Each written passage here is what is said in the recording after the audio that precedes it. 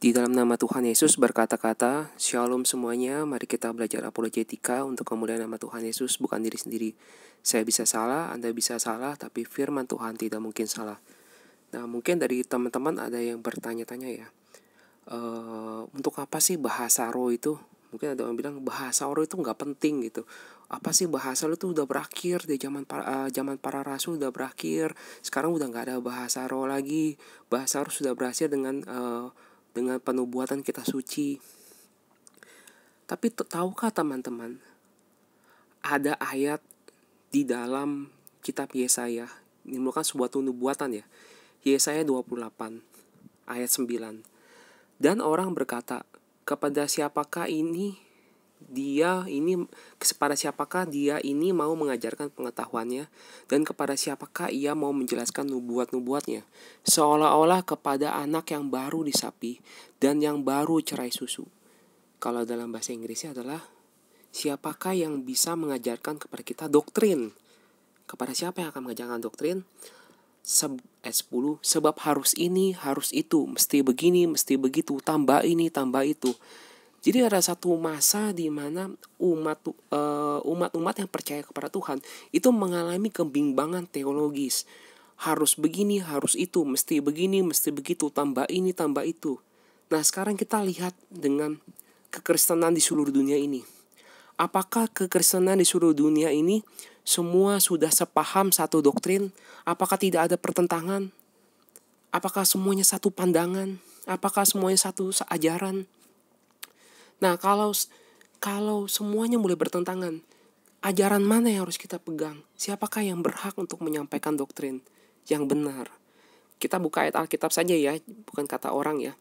Ayat 11, sungguh oleh orang-orang yang berlogat ganjil dan oleh orang-orang yang berbahasa asing akan berbicara kepada bangsa ini. Ya, akan dipakai orang-orang yang berlogat ganjil dan orang-orang yang berbahasa asing akan berbicara kepada bangsa ini. Dia yang telah berfirman kepada mereka, inilah tempat perhentian, berilah peristirahatan kepada orang yang lelah.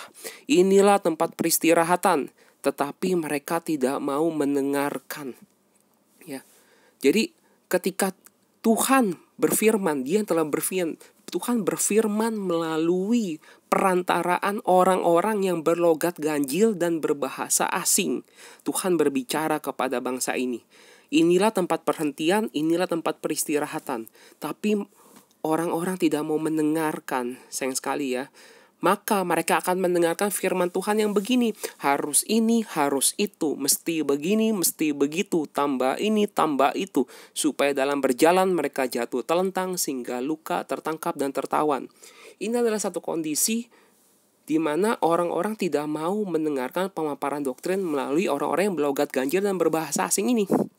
Sehingga mereka dengerin firman yang harus begini, harus begitu, mesti begini, mesti begitu, tambah ini, tambah itu. Akhirnya mereka jatuh sendiri.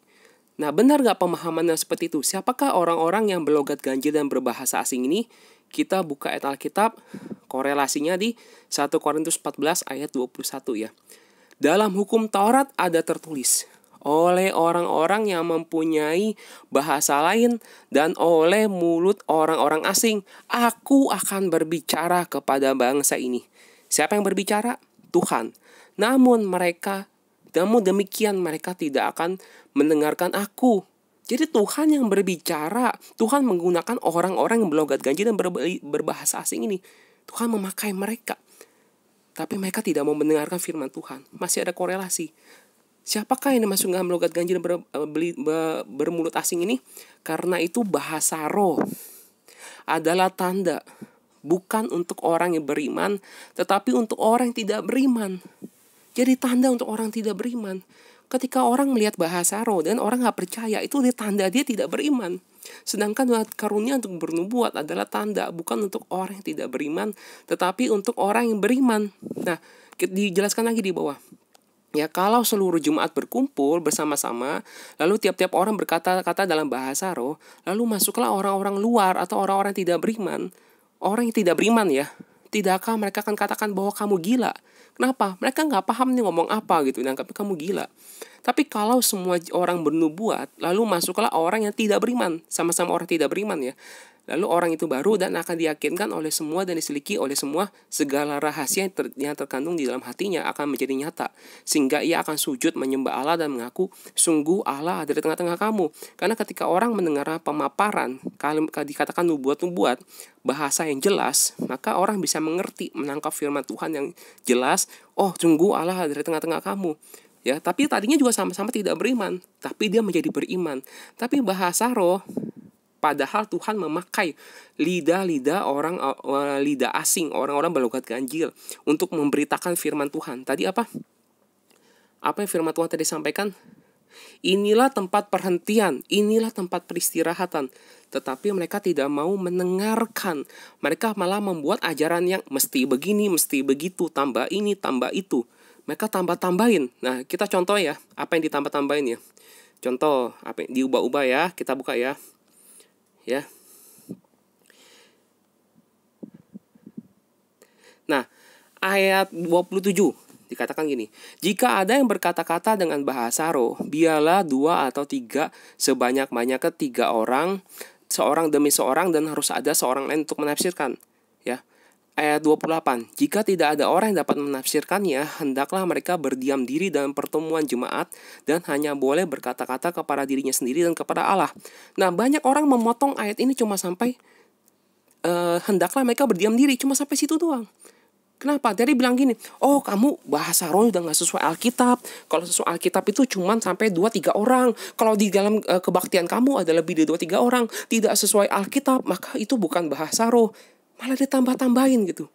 Padahal ayat Alkitab adalah jika tidak ada yang dapat menafsirkan, baiklah dia berdiam diri dan hanya boleh gak? Boleh, hanya boleh berkata-kata kepada dirinya sendiri dan kepada Allah. Kapan seorang berkata kepada dirinya sendiri dan kepada Allah?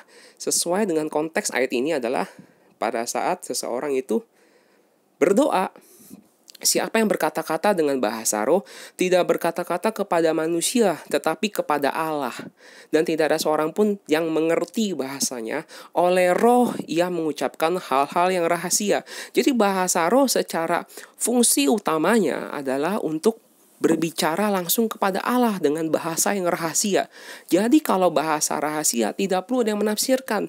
Jadi bahasa roh di dalam kebaktian sekalipun boleh digunakan dalam konteks berdoa. Itu adalah doa secara pribadi.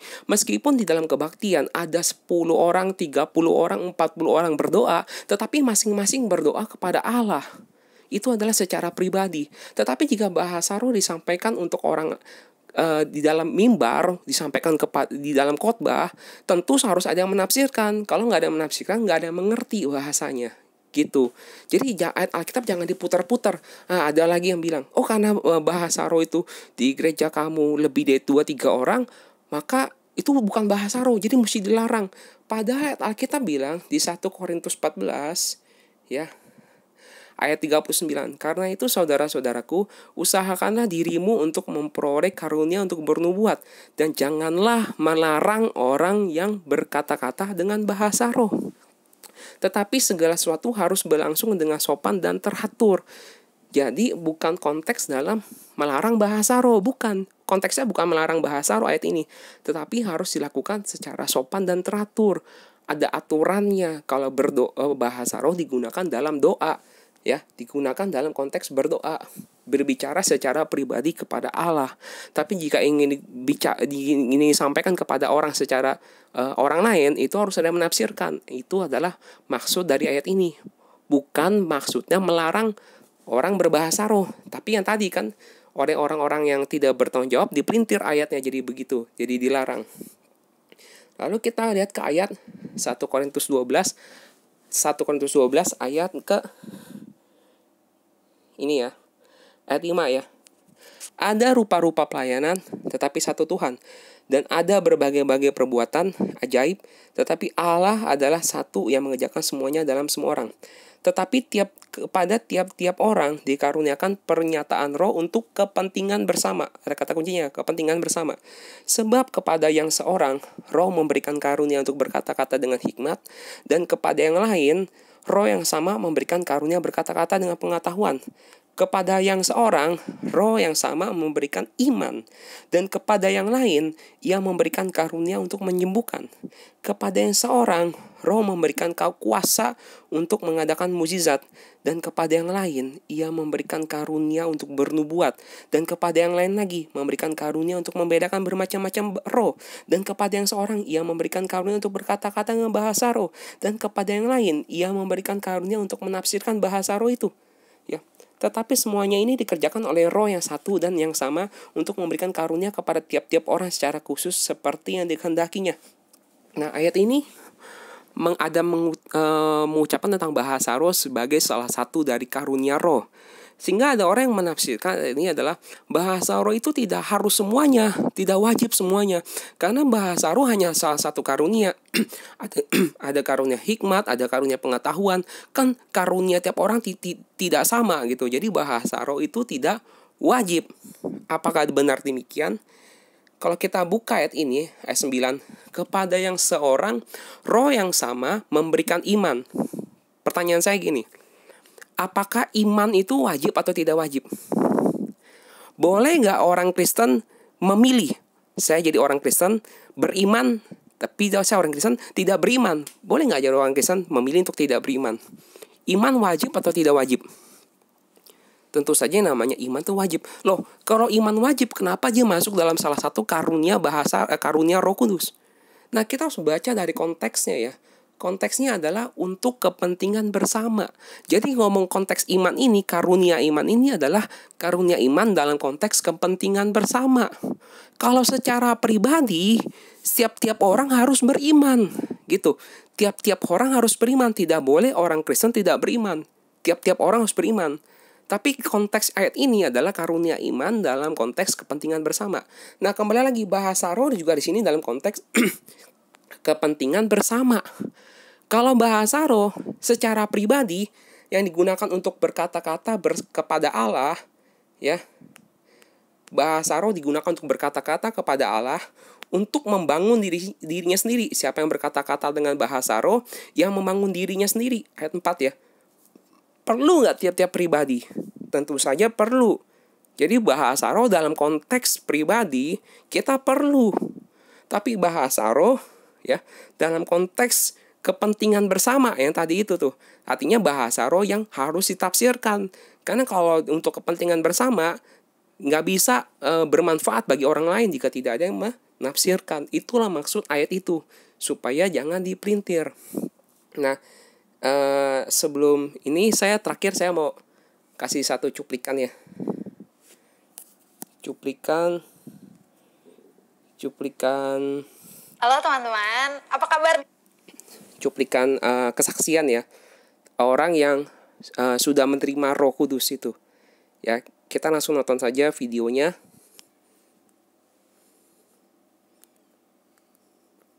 Di sana pasti saya berharap kalian sehat-sehat saja di sana ya. Kesehatan yang kalian dapati hari ini dan keadaan apapun yang kalian hadapi hari ini, semua itu adalah karena kasih Tuhan ya. Hari ini saya mau membagikan kasih Tuhan yang nyata dalam kehidupan saya. Jadi saudara-saudara tahu kan kalau Tuhan itu selalu memperhatikan kita. Tuhan kita selalu membuka tangannya, menunggu kita. Dia begitu sangat ingin memeluk kita dan pelukannya itu penuh kasih. Seperti yang dikatakan dalam Yakobus 4 ayat 8. Mendekatlah, maka ia akan mendekat. Dan kasih Tuhan itu begitu besar. Dia memeluk kita dengan penuh kasih. Dan kasih yang saya rasakan pada hari ini, dari dulu sampai sekarang, Tuhan sudah memberikan hadiah terbesar pada saya. Dan itu adalah kasih Tuhan yang begitu besar dalam kehidupan saya. Yaitu Roh Kudus yang Ia janjikan dalam kehidupan saya. Dalam nama Tuhan Yesus saya bersaksi. Jadi waktu itu saya kelas 5 SD. saya baru memasuki gereja Yesus Sejati, baru mulai kebaktian di gereja Yesus Sejati. Dan seperti biasa, kebaktian anak dengan orang dewasa itu dipisah. Dan kebaktian anak itu biasa lebih awal selesainya. Saya iseng ke atas untuk melihat mama papa saya sudah selesai atau belum kebaktiannya. Ketika saya naik ke atas, ternyata mereka sedang berdoa. Tapi berdoanya itu berbeda dari yang biasa yang saya lihat. Mereka berdoa berlutut dan badannya pun bergetar. Kemudian mengucapkan kata-kata yang tidak saya mengerti. Setelah pulang kebaktian, saya tanya kepada mama saya, Mami, tadi lagi ngapain? Berdoanya kok berbeda? Terus mami saya berkata, itu doa mohon Roh Kudus, doa Roh Kudus, bahasa roh. Setelah itu, karena ketidakmengertian saya itu melihat mereka memiliki Roh Kudus, bahasa roh, bisa berbahasa roh, saya pun tertarik dan ingin banget supaya bisa berbahasa roh seperti mereka. Nah, dari situ saya ingin banget lah pokoknya merasakan, ingin sekali bisa berbahasa roh juga gitu. Tapi saya nggak tahu caranya gimana. Dan pas banget minggunya, nah waktu minggunya itu kegiatan di sekolah minggu itu memohon Roh Kudus. Nah, saya masih ingat pertama kali saya mohon Roh Kudus itu ada Penatua Ali Yunus yang menumpangi tangan. Dan di sana dikatakan, bagaimana cara meminta Roh Kudus? Berlutut, berdoa. Berdoanya mengatakan di dalam nama Tuhan Yesus berdoa dan ucapkan haleluya puji Tuhan, haleluya puji Tuhan. Dan saya pun mengikuti seperti itu karena saya benar-benar ingin bisa berbahasa roh. Jadi saya melakukannya seperti itu.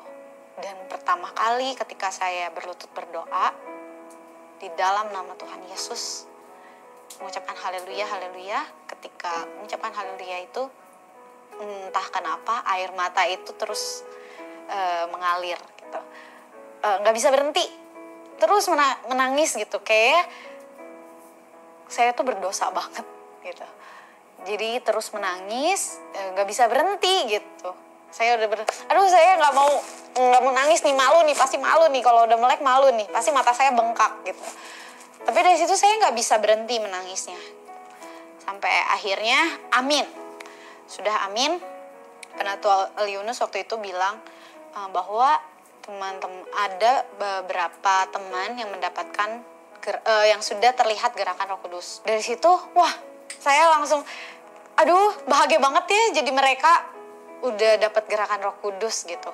Terus Penatua Ali Yunus berkata, kalian harus lebih semangat lagi untuk berdoa, lebih konsentrasi lagi saat berdoa, lebih tekun lagi untuk berdoa, ucapkannya lebih keras lagi kayak gitu. Dan waktu itu saya nggak tahu kalau misalkan memohon Roh Kudus itu bisa di rumah gitu. Jadi saya selalu menanti-nantikan kegiatan memohon Roh Kudus di gereja itu. Dan waktu ada lagi kegiatan mohon Roh Kudus, di situ penuh semangat saya ya, karena benar-benar menantikan kegiatan itu.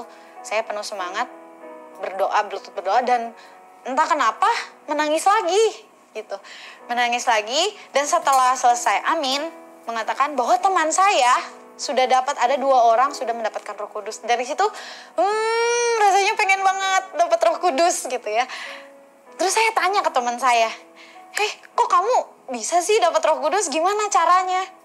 Terus teman saya dengan jawabnya, ya nggak tahu, ya berdoa aja seperti apa yang diperintahkan gitu. Berlutut berdoa dalam nama Tuhan Yesus, berdoa haleluya haleluya. Dan kata dia itu, dia sering mengikuti kegiatan KKR. Kalau ada KKR, ada doa mohon Roh Kudus, dia pun ikut berdoa. Dia nggak berhenti-berhentinya memohon, katanya gitu. Oh, dari situ berarti saya juga harus lebih giat lagi gitu. Tapi masih gak ngeh kalau misalkan di rumah itu bisa gitu ya. Jadi waktu itu pikiran saya harus di gereja memohon Roh Kudusnya dan ditumpang tangani oleh pendeta waktu itu. Waktu terus berlalu, akhirnya kelas 6 SD saya dibaptis lah. ketika sudah dibaptis, saya merasa wow, Gereja Yesus Sejati keren banget ya. Dibaptisnya itu benar-benar sesuai dengan yang di Alkitab katakan gitu. Waktu itu saya dibaptis di sungai gitu. Itu suatu yang keren banget buat saya. Nah, setelah selesai dibaptis, saya mulai kebaktian itu udah gak dianterin mami sama papi lagi. Jadi ada jemaat yang mau menjemput kami sekeluarga, adik kakak untuk berkebaktian sekolah minggu. Nah, di situ jemaat tersebut dia selalu menceritakan tentang kesaksian Gereja Yesus Sejati dan kebaikan-kebaikan Tuhan di dalam kehidupan dia. Dan di situ saya sangat suka juga kalau misalkan dia terjemput oleh dia gitu. Sampai suatu saat dia juga membahas tentang Roh Kudus. Dia mengatakan, yang selalu saya ingat, ketika doa mohon Roh Kudus, kamu harus fokus pikiran kamu sama Tuhan. Jangan pikirin yang lain. Pikirin hanya Tuhan saja. Oh, dari situ mulai berarti saya harus fokus, nggak boleh mikirin yang lain-lain, fokusnya hanya kepada Tuhan, memohon dengan hati yang sungguh-sungguh, dengan tulus. Kemudian saat SMP, nah SMP itu ada lebih rutin kegiatan mohon Roh Kudusnya. Kemudian saya ingat perkataan jemaat itu, saya harus memohon dengan sungguh-sungguh. Nah, saat saya berdoa, saya mengatakan di dalam hati saya, Tuhan, saya benar-benar menginginkan Roh Kudus.